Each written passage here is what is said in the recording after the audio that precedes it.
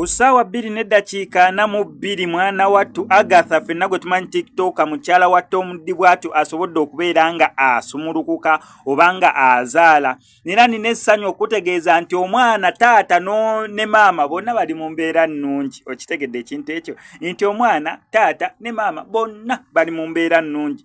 Era ng'omu ku bantu abasooseeyo wali eri ku ddwaliro Agatha w'azaalidde ye mukulu amanyikiddwa nga Edwin Po. Ono mukwano gwa famire eno, yes, mukwano gwa Tom D, mukwano gwa Agatha, neera nga y'omu ku basooseewo. Nga mumanyi munera emirembe engalo gwe bazaalira mulembe gw'ekyogero, yes, omwana bamuzaalanga nga bamunyiga ekyogero, bamuteekamu eri eddagala. Ennaku zinene ekyogero kyakyuka, gwayinza okubeera nga tokimanya.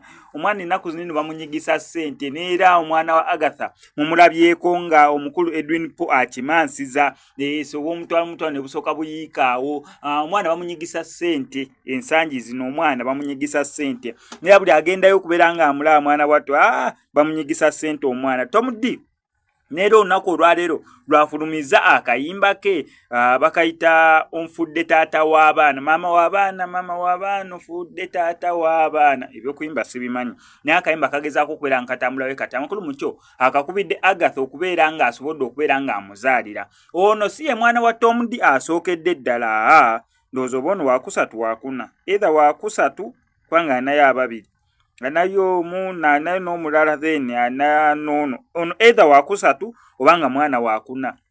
So naye awulidde essanyu neera n'agamba muneera maama w'abaana Agatha osobola okufuula Tom D taata w'abaana. Wali nuko Max Media ngenda sigala nkuleetera updates nga gwe kyolina okukola kunyiga subscription button eyo, onyige follow, sobole okubeera nga nkutuusaako updates. Ate nga nkujjukiza nti wano ko Max Media stories zaffe zitwala nnyo data mungi olw'ensonga tuzikonvatinga ne zibeera nga ziwewuka.